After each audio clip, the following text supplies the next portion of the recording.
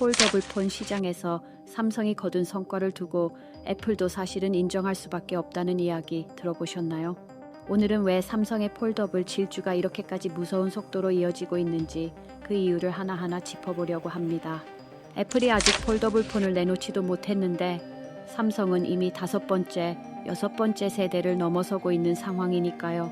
사실 스마트폰 시장 전체를 보면 삼성도 애플도 치열하게 싸우고 있죠. 그런데 유독 폴더블이라는 카테고리만 놓고 보면 삼성의 독주 체제가 너무나 공고합니다. 글로벌 시장 점유율을 보면 삼성이 차지하는 비중이 압도적입니다. 어떤 조사 기관의 수치를 보느냐에 따라 조금씩 다르지만 대체로 폴더블 시장의 절반 이상을 삼성이 가져가고 있다는 게 중론입니다. 애플이 아이폰으로 전체 스마트폰 시장에서 막강한 영향력을 행사하고 있는 것과는 대조적이죠. 그렇다면 왜 애플은 폴더블을 아직도 안 내놓는 걸까요? 여러 가지 분석이 있습니다. 가장 유력한 건 내구성 문제입니다. 애플은 제품 완성도에 있어서 극도로 보수적인 회사로 유명합니다.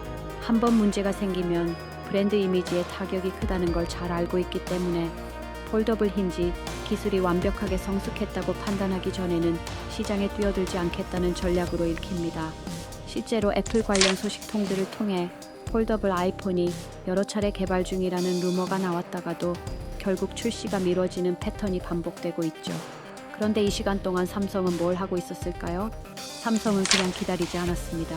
오히려 애플이 고민하는 사이에 수많은 시행착오를 겪으면서 기술을 갈고 닦았습니다.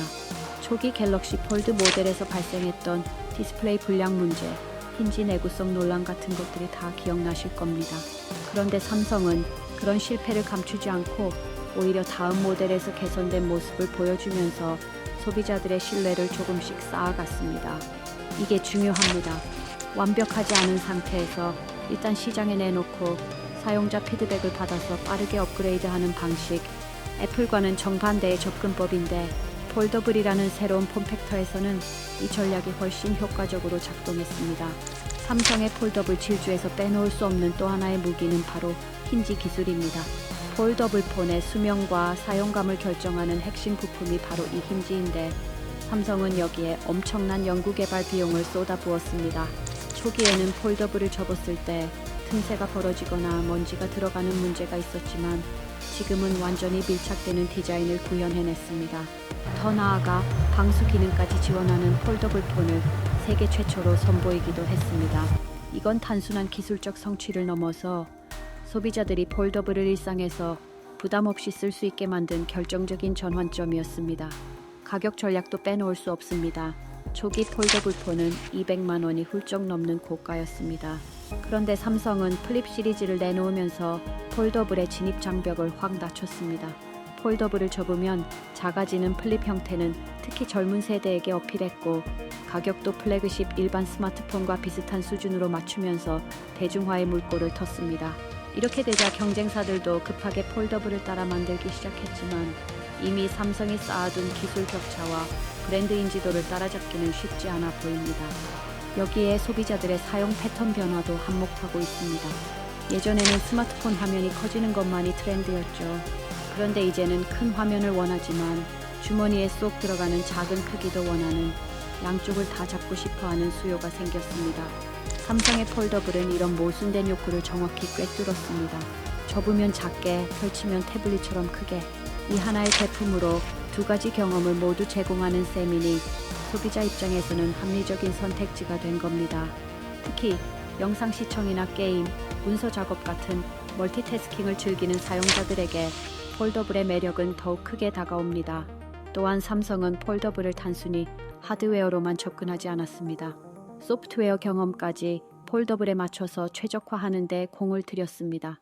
예를 들어 화면을 반으로 접은 상태에서 아래쪽 화면을 트랙패드처럼 활용하는 기능, 여러 개의 앱을 동시에 띄워서 멀티태스킹을 하는 기능 같은 것들입니다. 이런 세심한 사용자 경험 설계는 단순히 화면을 접는 기술적인 시도만으로는 따라올 수 없는 부분입니다. 삼성이 폴더블을 가장 오래 연구하고 개발해온 만큼 이 소프트웨어 생태계에서도 경쟁사들을 압도하고 있습니다. 애플의 입장에서 보면 이 상황이 꽤 곤혹스러울 수밖에 없습니다. 아이폰이 워낙 잘 팔리긴 하지만 하이엔드 시장에서 폴더블이라는 새로운 수요가 생겼을 때 애플은 거기에 대응할 제품이 없으니까요.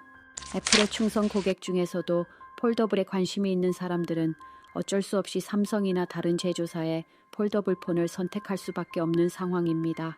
이런 부분에서 삼성은 애플의 빈틈을 정확하게 공략하고 있다고 볼 수 있습니다. 실제로 아이폰 사용자들 사이에서도 폴더블 폰으로 갈아타는 사례가 적지 않게 보고되고 있습니다.